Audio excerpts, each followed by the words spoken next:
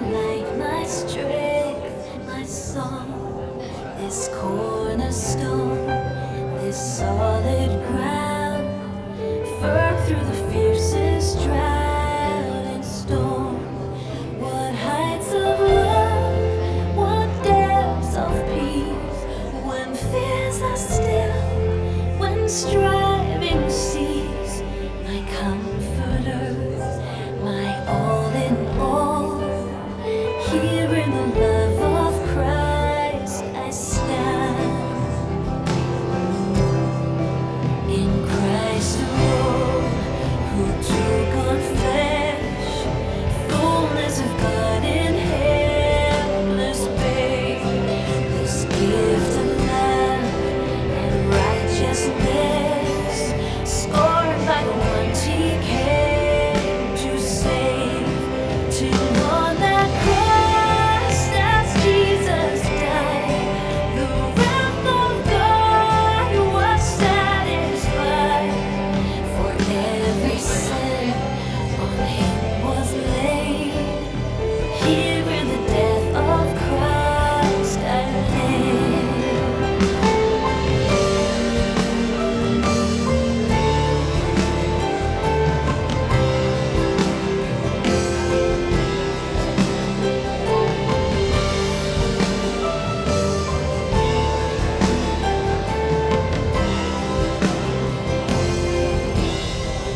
There in the ground His body lay, light of the world by darkness slain.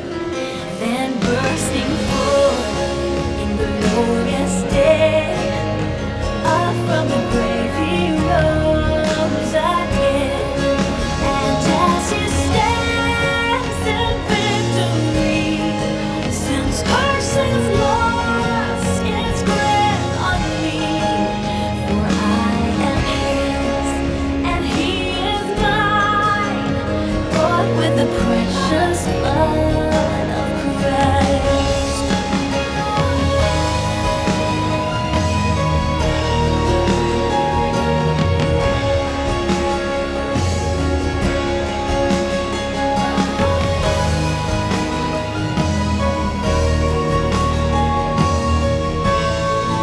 No guilt in life, no fear in death. This is the power of Christ in me. From life's first cry to final breath, Jesus commands my destiny. No power of hell, no scheme of man can ever pluck me from His hand, till He returns or calls me home. Here in the power of Christ I'll stand. No power of hell, no scheme of man can ever pluck me from His hand, till He returns or calls me home. Here in the power of Christ I'll stand.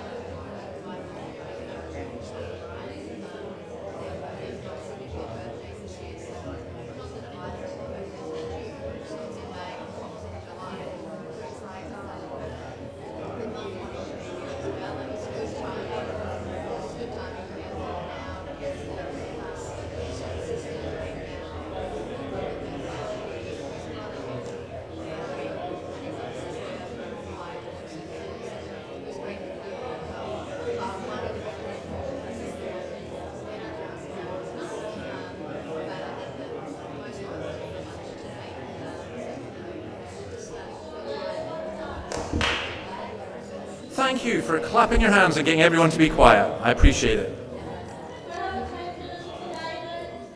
Yeah, I need to get you as my policeman, so I think, right. Hi folks, welcome, especially welcome to anyone who's not been here before.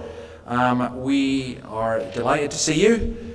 It is cold. There are some heaters that go on, but it's not that cold. You don't need heaters. Even I am finding it freezing and wearing gloves when I'm cycling now. But we are glad we've got visitors from Canberra. Nice to have you with us, and also others as well. Just to explain what we do. It's very simple. We call this Alive at 5. The subtitle, if you like, is Meet Jesus. And what we're doing is we're reading through one of the Gospels in the Bible, the Gospel of John, and looking at what it has to say to us. And tonight we're going to look at probably the most famous verse in the whole Bible. Now, there's also opportunity for people to ask questions. We have some snacks and things afterwards as well. We also sing and pray, and usually I remember to get the order right, but you are very, very welcome. And we're going to begin by singing the song 10,000 Reasons, which is a paraphrase of, I think, Psalm 63. But anyway, if you know this song, join in, and if you don't know it, feel free to join in when you think you've learned it. Let's stand and sing.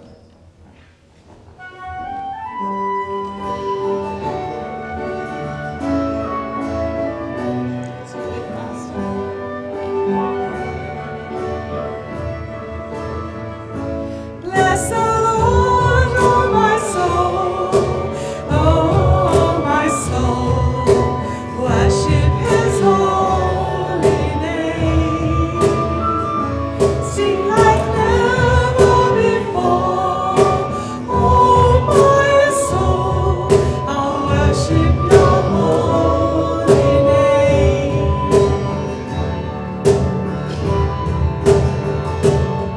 The sun comes up, it's a new day dawning.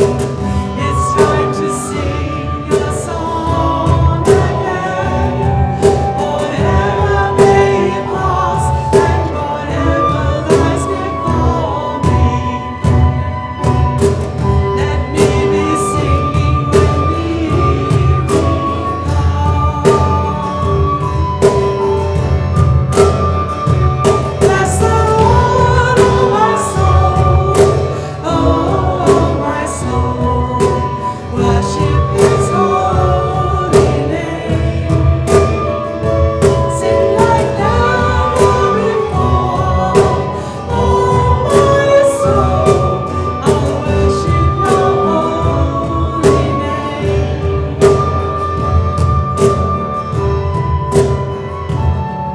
You're rich in love and You're slow to anger.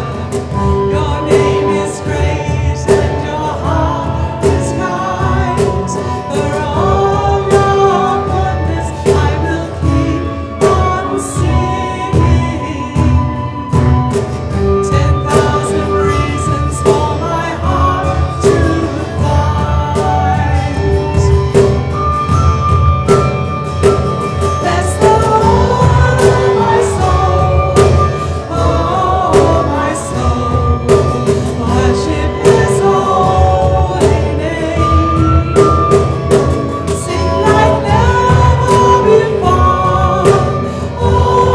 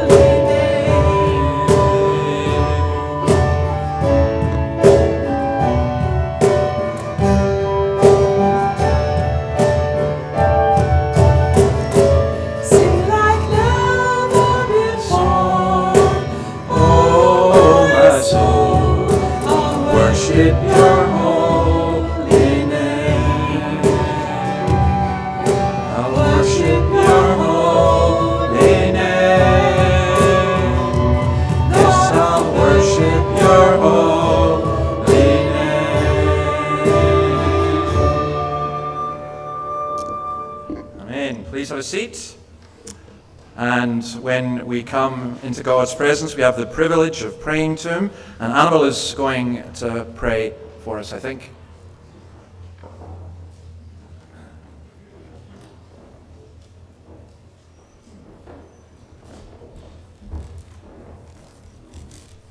Let's unite our hearts in prayer.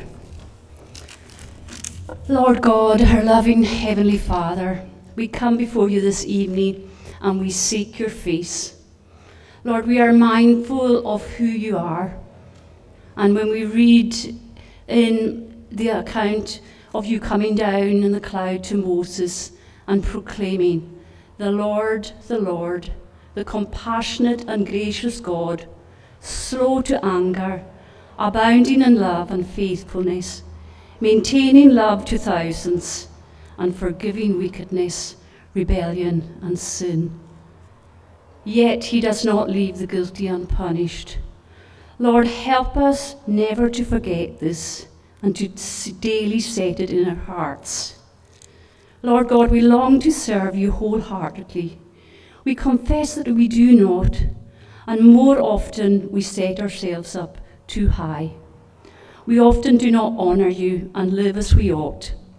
We confess our selfishness and our unwillingness to set others above ourselves. Please help us to renounce all our sins and resolve by your grace to set ourselves against them and to follow you in holiness. We pray, O Lord, for those in our church family who are unable to be here for various reasons. Please would you draw near to them and grant them encouragement where that is needed. For those who are feeling depressed or anxious or far from you, please send help and lift them up. Help us, Lord, to speak words of encouragement to one another when we meet together. We pray for our Five Alive Church here.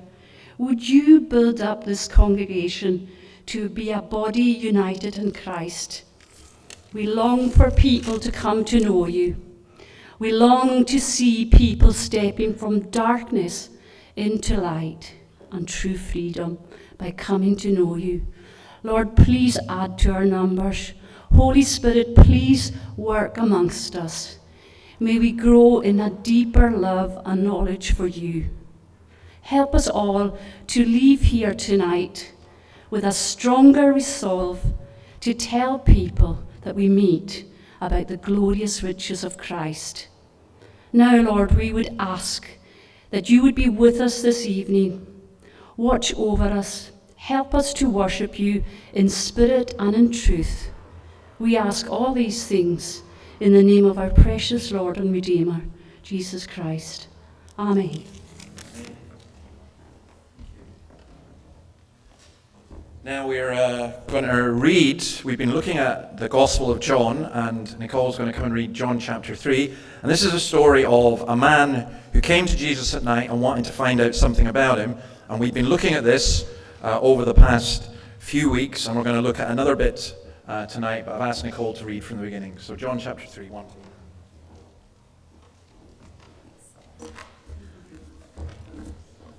John 3, 1 to 18. Now there was a man of the Pharisees named Nicodemus, a member of the Jewish ruling council. He came to Jesus at night and said, "Rabbi, we know you are a teacher who has come from God, for no one could perform the miraculous signs you are doing if God were not with him." In reply, Jesus declared, "I tell you the truth, no one can see the kingdom of God unless he is born again." "How can a man be born when he is old?" Nicodemus asked. "Surely he cannot enter a second time into his mother's womb to be born." Jesus answered, "I tell you the truth, no one can enter the kingdom of God unless he is born of water and the Spirit. Flesh gives birth to flesh, but the Spirit gives birth to spirit. You should not be surprised at my saying, 'You must be born again.' The wind blows wherever it pleases. You hear its sound, but you cannot tell where it comes from or where it is going. So it is with everyone born of the Spirit." "How can this be?" Nicodemus asked. "You are Israel's teacher," said Jesus. And do you not understand these things? I tell you the truth, we speak of what we know, and we testify to what we have seen. But still you people do not accept our testimony. I have spoken to you of earthly things, and you do not believe. How then will you believe if I speak of heavenly things? No one has ever gone into heaven except the one who came from heaven, the Son of Man. Just as Moses lifted up the snake in the desert, so the Son of Man must be lifted up, that everyone who believes in him may have eternal life. For God so loved the world that he gave his one and only Son, that whoever believes in him shall not perish but have eternal life. For God did not send his Son into the world to condemn the world, but to save the world through him. Whoever believes in him is not condemned, but whoever does not believe stands condemned already, because he has not believed in the name of God's one and only Son. Right, where's my helper? Sam, where are you? Come on, you've got your usual job. And then I've got something else for you as well. So, I love the hat, by the way. So, I have some notes for, some people like notes. And if you like notes to go along with this, put your hand up and Sam will give them to you. And then, Tilly, I've got something for you. Do you want to come and get it? Or will I come and give it to you? Come on. Let's get this for you, sweetheart. This is for you to colour in, and I'll give you some pencils, okay? So you choose some. I'll give you, well, let's see what we've got. You take these, okay? And if you give that back to me at the end of when we're done, when we go for food, then colour it in nicely and I'll stick it up on the wall, okay? And Sam, I've got some for you, one for you as well. So I was going to explain that a couple of things that we're wanting to do here is we want to start having something for children, a children's club. So you got another one down here, Sam, and another one there. Please do pray about that because I've had some people phone me during the week saying they'd be interested in coming along. Sam, this is for you. There you go. Okay? And so what we're saying is, we'd like to do a children's thing. And we normally have a Sunday club here in the morning, but we're going to shift that to the afternoon. So that's one thing. The second thing is, we do have a kind of welcoming at the door. And we would like a new team, that's 2 or 3 people, to help with welcoming. And all you have to do with that is be able to smile and write people's names. Okay? That's it. We want you to be welcoming. If you're dour and miserable, don't bother.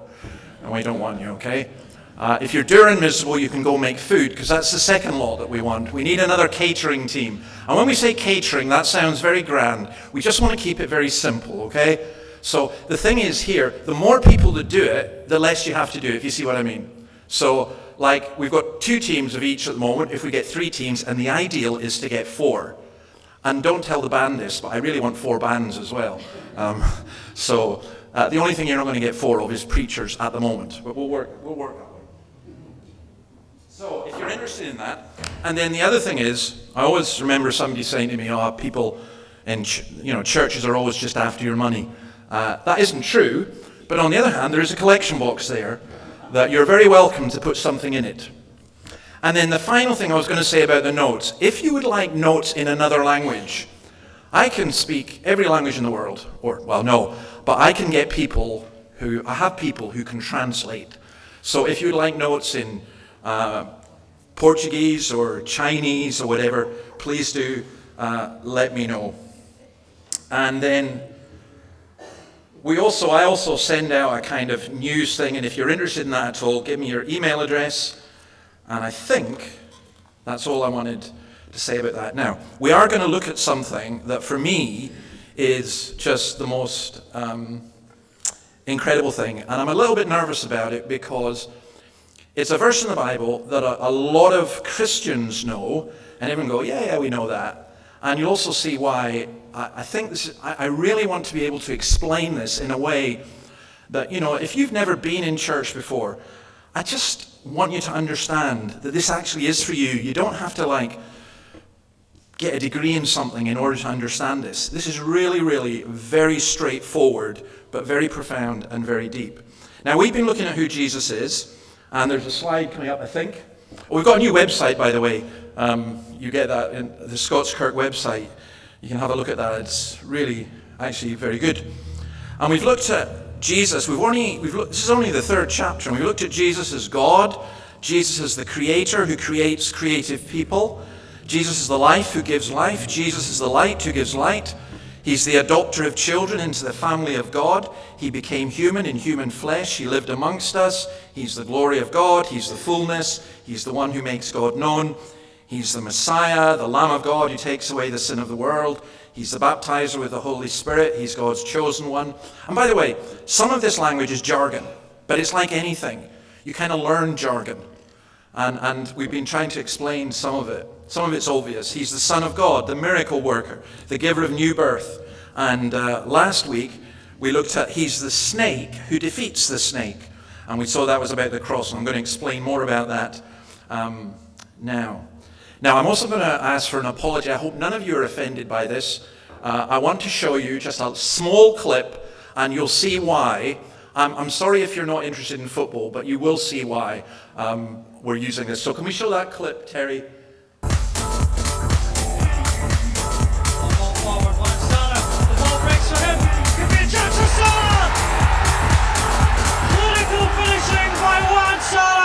And once more, his message is clear.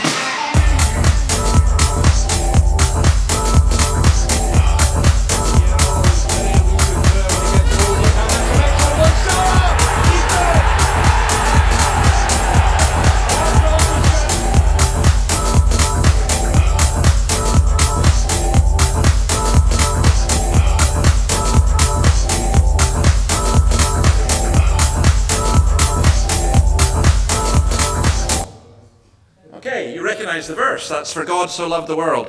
And I wanted to tell you about that man because I was chaplain for that football club, Dundee. The ones in orange, forget them, that was Dundee United. But I was chaplain for their rivals. And Juan Sara signed from Argentina for us, which was absolutely amazing. And then I got a phone call from the club saying, this is really unusual, they said, Dave, can you give us some Bible verses? And I said, why? They said, because Juan Sara wants to show a Bible verse every time he scores a goal. And they hadn't a clue. So, I mean, we had a most amazing range of Bible verses. And Juan was lovely. He was just a lovely Christian. Whenever they traveled, he had to share a room with a teammate, and he chose a different one every time so that he could share the gospel with them. And their goalie was a guy called Julian Speroni, and he became a Christian. And I just loved it with Juan. He just never stopped. You saw him there, he just always lifted up his jumper. Once he got booked for celebrating a goal, and afterwards he was being interviewed on the BBC, and he said, "Oh, why? What is wrong? I just want to share the love of Jesus." And I thought that was great. And that's exactly what we're trying to do here. That verse, God so loved the world, is very famous. If you watch the World Cup or lots of sporting occasions, there was a man who traveled around all the time and made sure that he held up a sign, John 3:16, that was there. To be honest, he wasn't altogether there, but the sign was held up and lots of people saw it. And what's John 3:16? Well, it's John chapter 3, verse 16, which is what we're going to look at. Now, up to verse 15, Jesus has been talking. And we don't know if verse 16 is really Jesus talking or John commenting. And I think it's John saying, this is what Jesus did. So that's what we're going to look at. And first of all, verse 16, God so loved the world that he gave his one and only Son. Whoever believes in him shall not perish, but have eternal life. Now we're going to look at what love is. And I found this so hard. How do you describe what love is? You know, you used to get the wee cartoons. Love is giving someone, I don't know, did you get Rolos here? No, giving someone your last Rolo. Love is this, love is that. And then you get the Hallmark cards, and then, you know, the Valentine's thing and everything else. Well, I think we've cheapened love a lot. So there's a book that was really helpful to me, And that is a book by a man called C.S. Lewis called The Four Loves. And I want to give you a couple of quotes from it and then use what he says about love to try and explain what love is. First of all, this. He says, to love is to be vulnerable. Love anything, and your heart will be wrung and possibly broken. If you want to make sure of keeping your heart intact, you must give it to no one, not even an animal. Don't love your dog. Wrap it carefully around with hobbies and little luxuries. Avoid all entanglements. Lock it up safe in the casket or coffin of your selfishness. But in that casket, safe, dark, motionless, airless, it will change. It will not be broken. It will become unbreakable, impenetrable, irredeemable. To love is to be vulnerable. Now, any of you who've ever lost somebody, you know that that's true. But it is better to have loved and lost than never to have loved at all, because human beings were made to love. And when you get to a stage in your life when you can no longer love, you're in a very, very, very desperate condition. But also, when you can love and you experience loss, it really hurts. It really hurts. I was going to say it's a trivial example. It's not a trivial example. We had a wee dog, and, well, no, it wasn't that wee.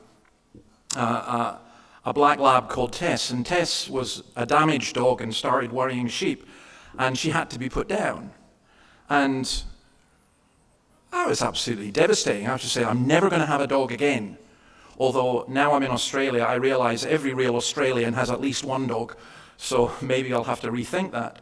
But just the loss, and the loss that we feel for animals, for people, and so on. Another way of putting it is this. Lewis says, we are born helpless. As soon as we are fully conscious, we discover loneliness. We need others physically, emotionally, intellectually. We need them if we are to know anything, even ourselves. So to be human is to know people and to love people. Now, Lewis describes 4 types of love using the words that are used in the Bible, Greek words.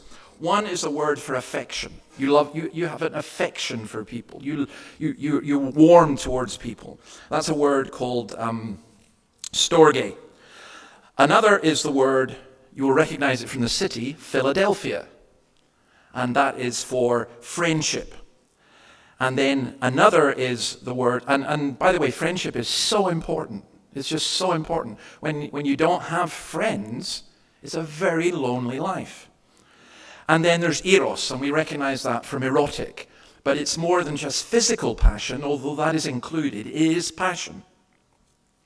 But the one that's used here in John 3:16 is the word agape. And it's used in chapters 13 to 17 in John more than anywhere else. And it means sacrificial love. It means giving. And this is saying that God so loved that he gave. It's used in later on of the relationship between God the Father and God the Son, that there is an agape love between them. The Father loves the Son loves the Father, Jesus loves his own, his disciples love him, and each other. And it is the most deepest kind of love you can possibly imagine. And my difficulty in trying to explain this, I'm an articulate person. My difficulty in trying to explain it is I can't get anywhere near how great it is. Paul, who writes many of the letters in the Bible, he says to a group of Christians, he's writing to them, and he says, I want you to know how wide and deep and broad and high the love of God is. And it's a love that's beyond knowing, and yet it's a love that we can know. We're going to sing at the end a song, Here is Love, Vast as the Ocean. 1 John chapter 4, verse 16 tells us that God is love. Now, so God loves, and he loves the world. What do we mean by the world? It's a word, cosmos, which you may recognize. It's used 186 times in the New Testament. And it's always used, not for the physical globe, but for the sinful world, the messed up world, the screwed up world. So 1 John chapter 2 says this, do not love the world or anything in the world. God loves the world, but do not love the world or anything in the world. If anyone loves the world, love for the Father is not in them. For everything in the world, the lust of the flesh, the lust of the eyes, and the pride of life comes not from the Father, but from the world. The world and its desires pass away, but whoever does the will of God lives forever. Now, this is not a contradiction in the Bible. What this is saying is, you don't love the world with participation. In other words, there's a lot of things that go on in this world that are messed up and screwed up, and we're told not to love it. And yet, God loved the world when he could see way more than we can how screwed up it really, really is. And that's the astonishing thing here, you see, because we think of love almost like something we deserve. If you want to be a really bad parent, what you will do is threaten your child with, I won't love you if you do this. That's a dreadful way to parent. It's also, if you're a real parent, it's not true. So you're lying as well. So you've broken a whole bunch of commandments in that one. But nonetheless, we think like that. We think that for people to love us, we have to behave in a certain way. And religion can be really, really bad in that way. Religion can say, if you do this, and you do this, and you do this, and you do this, then God might love you a little bit. And then if you do a bit more, God might love you. But this completely reverses it. And it says that God so loved the world. You know, there was a man, a hymn writer 150 years ago called Lenman, and he wrote a song about the love of God being greater far than tongue or pen can ever tell. But there was a famous last verse of that hymn, and he said, it's not my words. He went into what they called an insane asylum there, and on the wall, a man had written this before he died. And Lenman was so moved by it, he included it as the last verse of this hymn. And this is what it says. To write the love of God above would dry the ocean dry, nor could the scroll contain the whole, though stretched from sky to sky. There was a man, obviously in deep mental distress, but he had an awareness of the love of God that was really quite astonishing. Now, when it says God so loved the world, he gave his one and only Son, there's a wrong understanding of this, and I need to deal with this. Basically, what it says is a wrong understanding of the love of God. So the wrong understanding which goes like this. It says God hated us, and then Jesus came along and died for us, and then that made God love us. That's not what the Bible teaches. Look what it says. God so loved the world, he gave his only Son. And it's so familiar, I don't think we get the radicalness of this. So I always think of it in terms of my own son.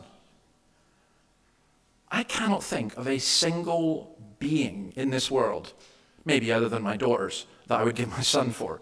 Just don't tell him that. But, I mean, I can't think of, why would you do that? You know, and then, it's not that he gave his son, but that he gave his son to people who hated him. So, you might die for a friend. You might die for your family. But to die for people who hate you, to die for your enemies, that's the extent of God's love. God so loved that he sent, and it says his one and only Son, the old King James Version says only begotten, but it just means that there was this, we say God is love. Well, when there were no human beings, who did God love? Well, the Father and the Son and the Spirit, they lived in love, and yet God sent his Son to die for us who rejected him, the people who don't want to know him. This is God's love in action, going right back to the beginning of time and before that. And it's seen as one great central fact, a love that's rich and true and full of understanding, tenderness, and majesty. It's a beautiful thing. Now, let me go just a little bit deeper with that. I'm not going to ask you this well, I am going to ask you, but I'm not going to ask you to, we're not the kind of church that people normally respond to questions. But do you ever feel that you're unlovable? Sometimes. There are some of you who don't have that problem. You're so deluded, you think everybody loves you, and of course they should love you, and you're absolutely wonderful. Well, you really need therapy. You need, you need help, because it's not true. But there are others who go the opposite extreme, if you like, and just feel, nobody loves me, nobody could love me. You know, there's a children's song, nobody loves me, everybody hates me, think I'll go and eat worms. You know, but there's a sadness in that you feel utterly unlovable.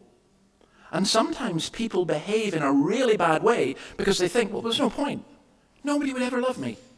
And I might as well, stuff everybody. I don't care. And it can be the deepest despair. But this is the amazing thing about God's love, and it's the hardest thing to believe. It really is the hardest thing to believe. God's love is not dependent on our loveliness. God doesn't look and say, oh, well, I like the look of her, and I like him, he behaves really well, and I like them, they're really funny. It's not how when people date and so on, they make a list of characteristics. I was listening to a Jordan Peterson thing on dating. Don't ask me why. I listened to Jordan Peterson and this came up. And he was talking about how we select a mate. Well, that's not the love of God. God's love is not dependent on our worth. That's the point. Somebody who feels that they're worthless, God loves. So let's think of God's gift. And we're still, verse 16. He gave his one and only son. I was going to bring my wallet and I was going to open it and just make a crack about, this is a rare occasion, you're seeing a Scotsman opening his wallet. But I forgot it, which is always what I do when I go out with people and they end up paying, so no. But I did forget it. But in my wallet, I have two things. I have a credit card. Now, when you have a credit card, bad idea to have a credit card, by the way, bad financial advice, don't have a credit card. But you need it sometimes to buy airline tickets and stuff like that. And you have a credit card, and sometimes you get into debt on your credit card, right? Isn't it a fabulous feeling when you pay it all off? Maybe you had a big debt, and your debt's gone. And that's a great feeling. But I've also got other cards that I hadn't been aware of back in Scotland, but here. And what's the big shopping centre? Westfield. Is that it? Westfield. And I was speaking somewhere, and I got given some Westfield gift cards. And you go in and you buy something, and you forget how much is on it, and then somebody writes down how much is still on the card, and you think, this is great. I could buy shoes, and it costs me nothing. Well, you got the gift card. And I think of God's gift like this. It's not just that God forgives us for all the wrong that we've done, but it's like he gives us a gift card, which is actually, it can never run out. All the resources are there. Now, Paul, again, I mentioned him before, but Paul will describe that. We talk about grace and the kind of way that it's used, God's riches at Christ's expense. In Romans chapter 8, Paul says, if God gave you Jesus Christ, how will he not also, along with him, graciously give us all things? This is how we know what love is, says John later on in 1 John 3:16. This is John 3:16 in his letter, 1 John 3:16. He says, this is how we know what love is. Jesus Christ laid down his life for us, and we ought to lay down our lives for our brothers and sisters. I remember people who've done really nice things for me, and so do you. You would never forget somebody who died for you. Never. You just wouldn't. This is how we know what love is. How do we know God loves us? We know because of what Jesus did for us. We don't know it because we've prayed that we would pass our exams and he gave us that, or we prayed that someone wouldn't die and he gave us that, or we prayed, that's not how we know. God does give us many gifts and God does answer prayers, but they are not the absolute proof of his love. The absolute proof of his love is this gift, the gift of his son. Again, there's an old hymn that says, he paid a debt he did not owe. I owed a debt I could not pay. I needed someone to take my sin away. A while ago, we looked at the possibility of starting again. Jesus talked about being born again, starting life over. And that's what this promises. That's what this says. And it's wonderful. I think it's an incredible promise. I don't know you all, but I know this. There is nobody in this building tonight who has done something which is beyond the love of God and which cannot be forgiven. Nobody. And that's extraordinary. We live in a culture that people find it difficult to forgive the slightest thing. But the deepest thing that you would be most ashamed of, that you would never want anyone to know, that deep down inside you feel, I could never be forgiven for that. Because of what Jesus did, you can. And look at the purpose. So verses 16 and 17, again, that whoever believes in him shall not perish, but have eternal life. For God did not send his Son into the world to condemn the world, but to save the world through him. Eternal life. That kind of seems impossible, but it's not. Do you know that inside of you, there is something that tells you that this life isn't it all? It's why we fear death. If death was the end, we wouldn't fear it. But we fear it. Jesus talks about those, or Hebrews, in the book of Hebrews, it talks about Jesus came to free those who all their lives are held in slavery by their fear of death. And I know that there are people who go, no, I don't care about dying. They're deluding themselves in many, many ways. We have a sense that there's something more. Like you have a longing for something more. And it won't be satisfied by material things. And it won't be satisfied by even the most fundamental of our relationships. And that's because we were made for connection with God. We were made to belong to God. So eternal life is partaking in the love of God. It's sharing in God's peace. It's sharing in his joy. You'll find the word eternal used in this book, I think about 17 times. And it's always tied in with life. Now, for some of you, the idea of eternal life sounds terrible. To be honest, you've kind of reached a stage where you just wish it was all over.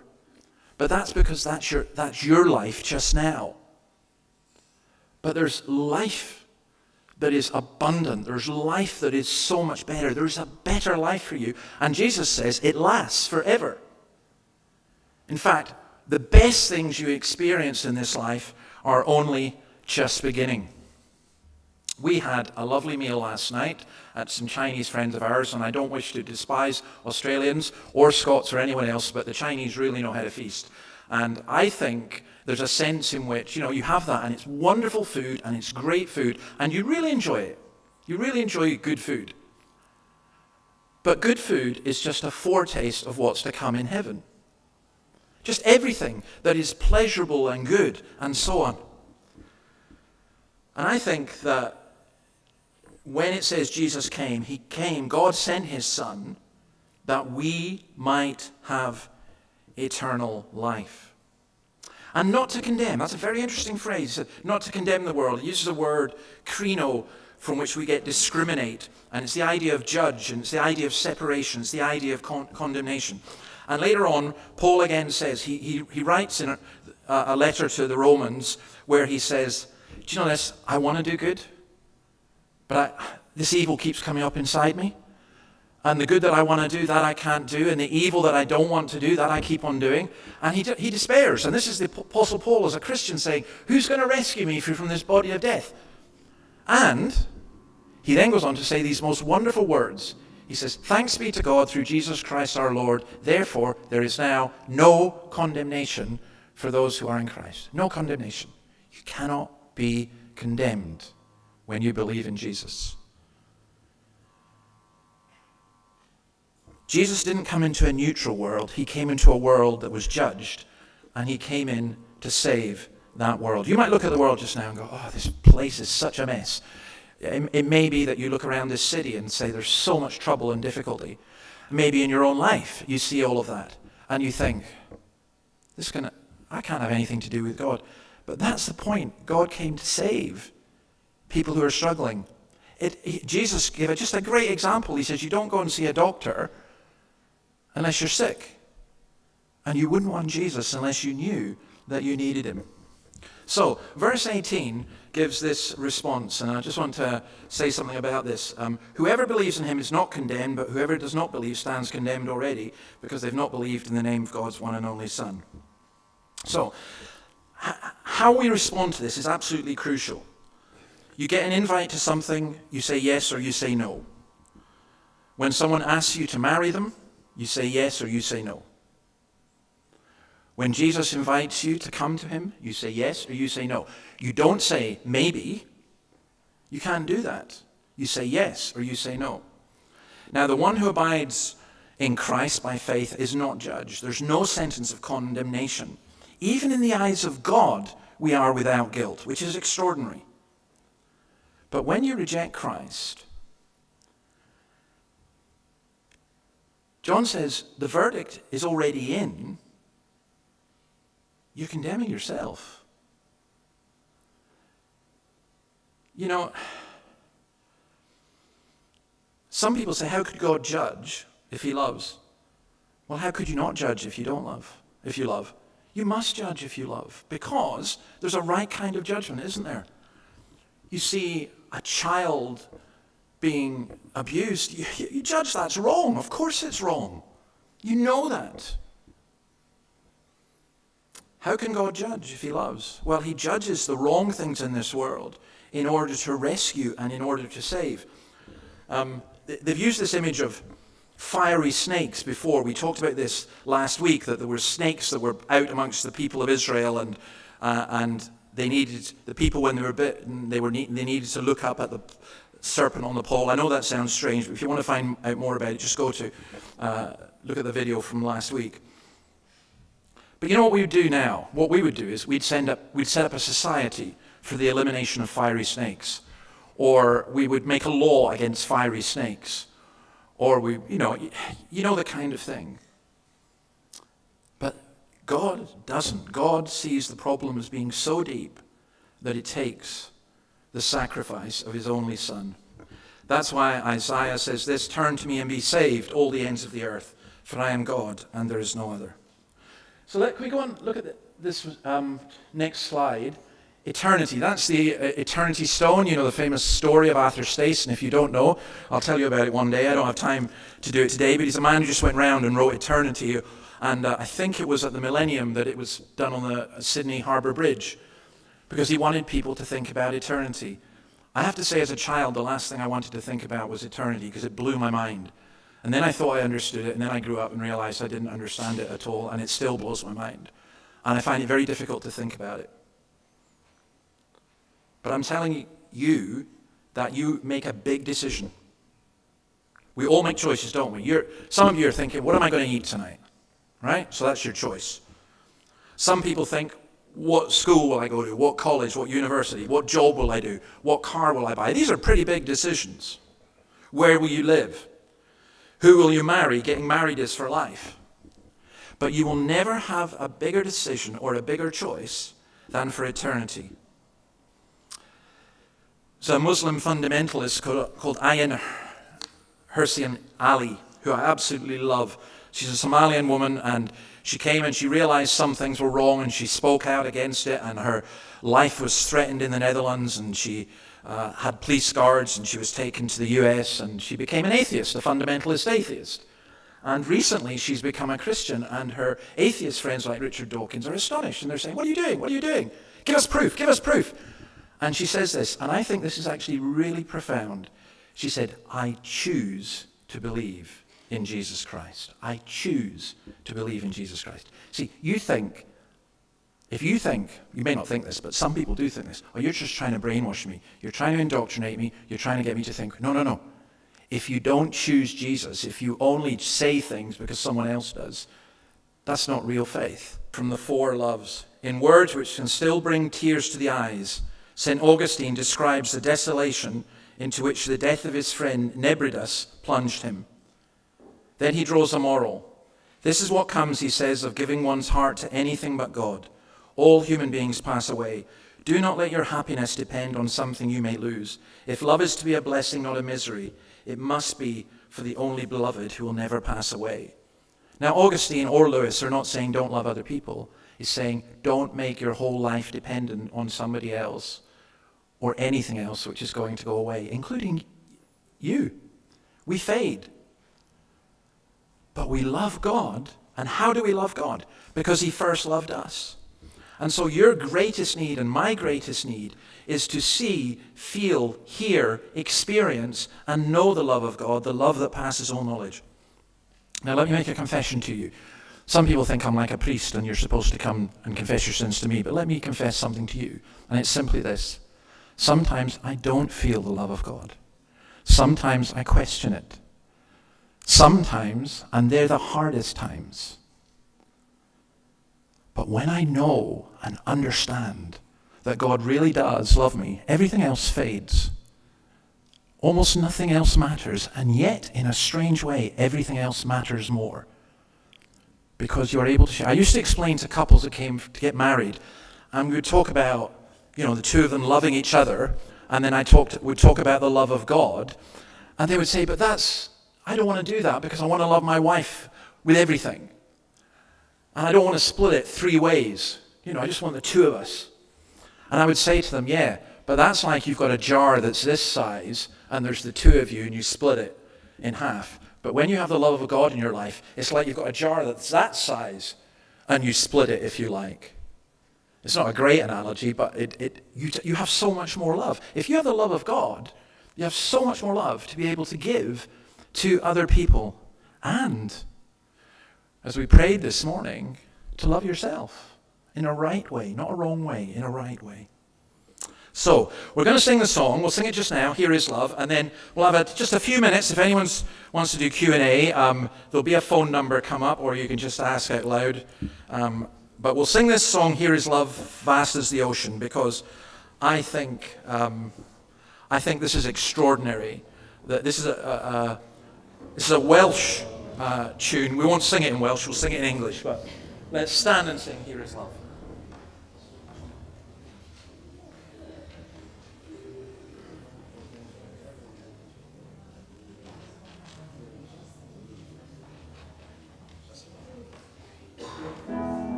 Here is love, vast as the ocean, loving kindness as the flood.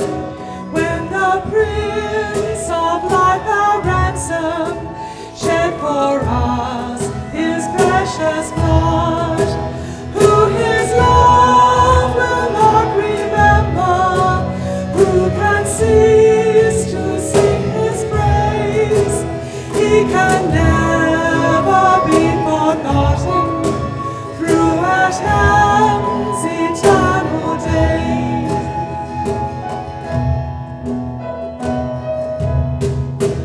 On the mount of crucifixion, mountains open deep and wide, through the floodgates of God's mercy, Lord of vast and gracious time.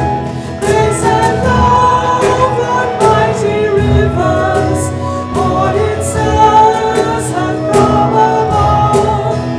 Heaven's peace and perfect justice kissed a guilty world in love.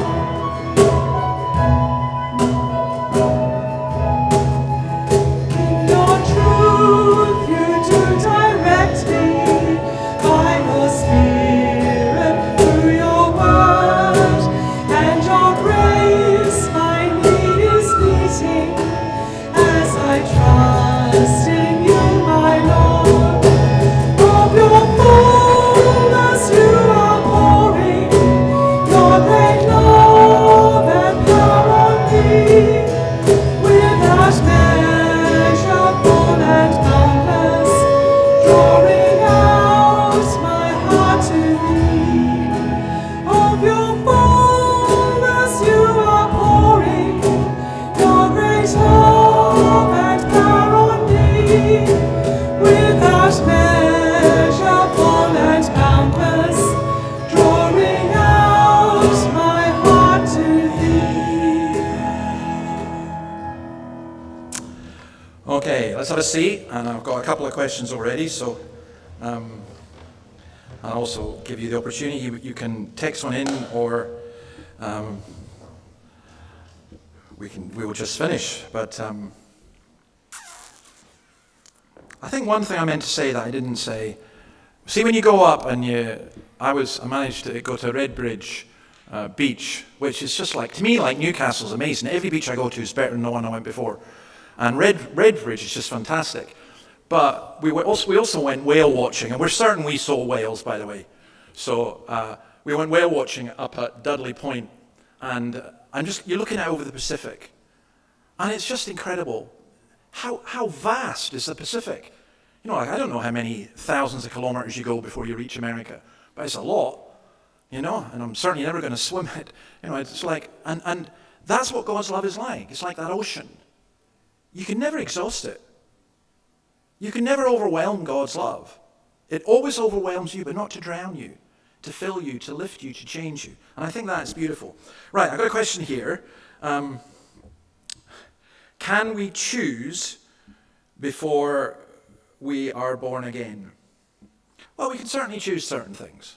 You chose to come to the church tonight. I don't think anyone made you come. You chose to come, and I hope you'll choose to come back. Otherwise, I'll send the boys round. No. But no, you can choose. Okay, there's certain things you choose. You can choose to open the Bible. You can choose to seek. But here's the thing that happens. God begins to speak to you, and it can be a bit scary. Because you begin to feel something. You begin to, wait a minute.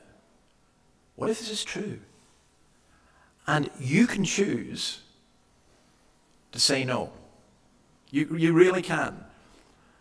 But when you come to say yes, you realize all along it was because God was working in you. So it's kind of a complicated question, but the bottom line is your responsibility is what you decide to do and what you choose to do. And I always hold up this one thing that's really important. It's I believe all God's promises in the Bible are true. And one of them is this: seek and you will find. I do not believe that there is a single person, if you pray tonight, Lord, I want to find you, I do not believe that God will not answer that. Now, he may not answer it immediately in the way that you expect. But I think that's it's a really important question. How can I know that God loves me? Just what I've been saying. Yeah, exactly. But I mean, the biggest thing is just the cross. You know, how do you know your family love you? How do you know anyone loves you? To a large extent, it's because of how they treat you and what they would do for you. I mean, we talk about friends. We talked about the love, the Philadelphia friendship type of love. Okay, forget Facebook friends. You might have thousands of them. I do, but it's completely pointless and useless.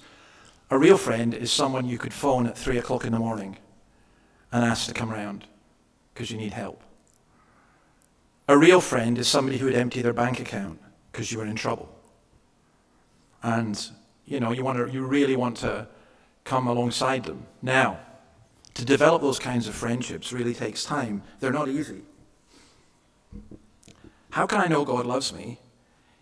If he gave his son for you, you really, the question doesn't make sense. That's how you know. That's how you know. What if I don't believe? Am I condemned? Is there no hope for me? Can I not believe? Okay, you're still alive. You still have a pulse. Whilst you're still alive, there is hope. You know, there was a man who met Jesus and he said to him, Lord, I believe, help my unbelief. I don't know how many times I prayed that prayer. You know, even as a Christian, Lord, I believe, help my unbelief. Because sometimes we doubt and fear and we're not sure about different things. But basically, in your life, at some point, you make a choice. I mean, we moved house recently and we had to make a choice. And we had to say, right, we're actually going to sign the contract. You know, and then you sign it and you think, oh, maybe we made the wrong choice. But you decide, you take what evidence you have and you say, I got enough, but I'm willing to commit myself. And it's in believing that you come to believe. That doesn't sound too daft. I would say if you feel that you are condemned, what you need to recognize is that Christ came to save those who are condemned. You know, if it's something that worries you, then yeah. Okay, does anyone else want to ask anything else before we finish? I look out. No, that's fine. Okay.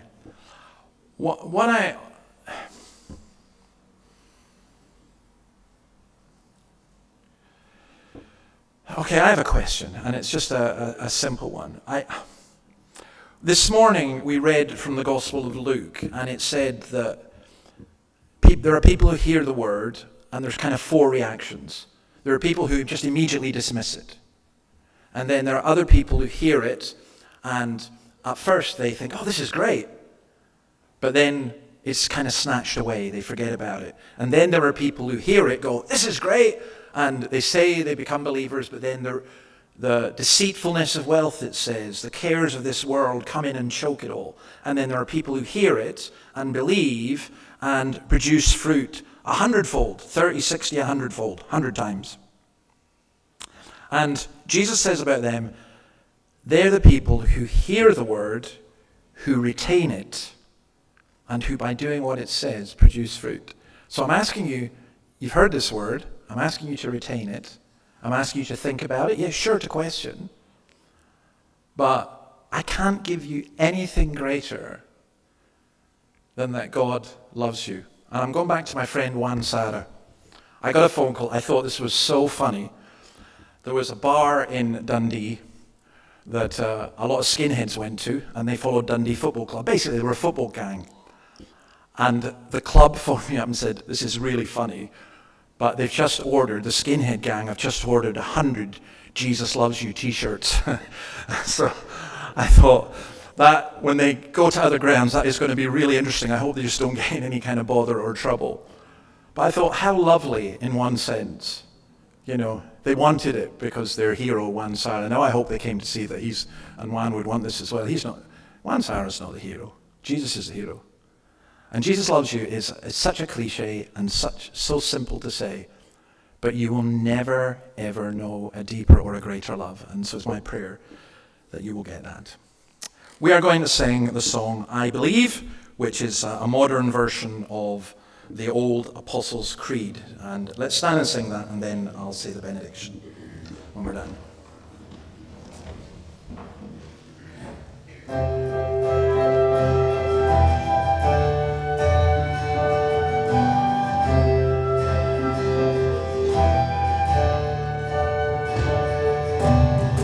Our Father everlasting, the all-creating God, God Almighty,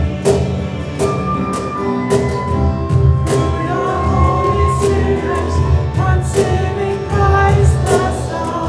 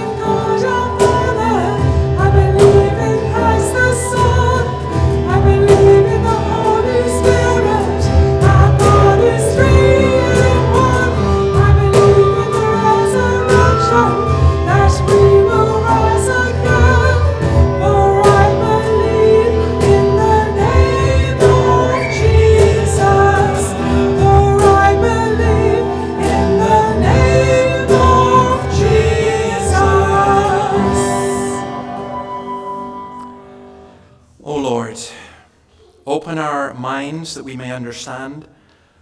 Open our hearts that we may love. Open our wills that we may obey.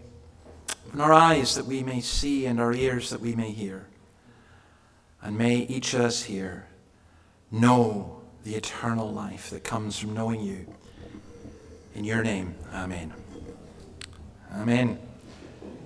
So please feel free. There's snacks and stuff through in the hall. And feel free if you want to meet during the week at any time as well. Give us a shout.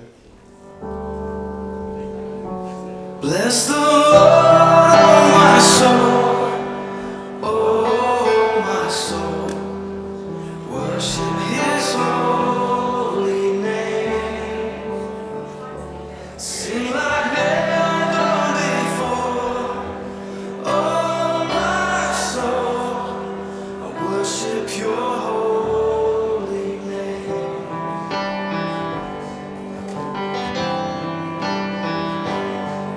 The sun comes up, it's a new day dawning. It's time to sing your song again. Whatever may pass and whatever lies before me, let me be singing when the evening comes. Bless the Lord, oh my soul, oh my soul, worship His holy name, sing like never before, oh my soul, worship Your holy name.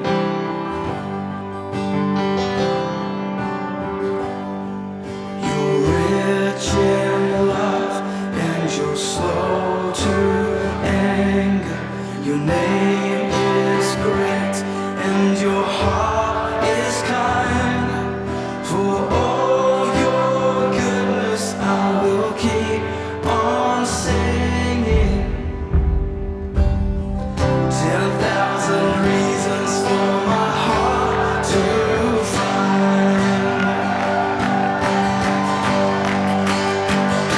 So bless the Lord, oh my soul, oh my soul, worship His holy name, sing like never before, oh my soul, I worship Your holy name. Bless You, Lord.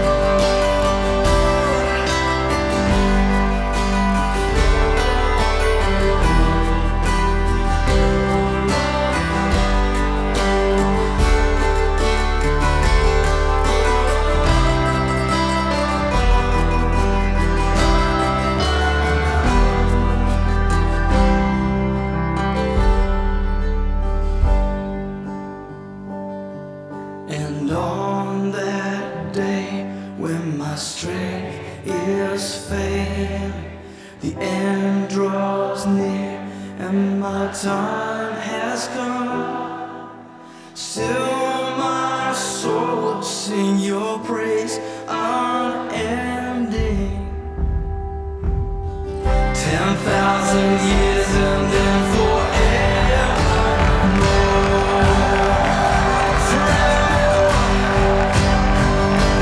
Bless the Lord, oh my soul, oh my soul, worship His holy name, sing like never before, oh my soul, worship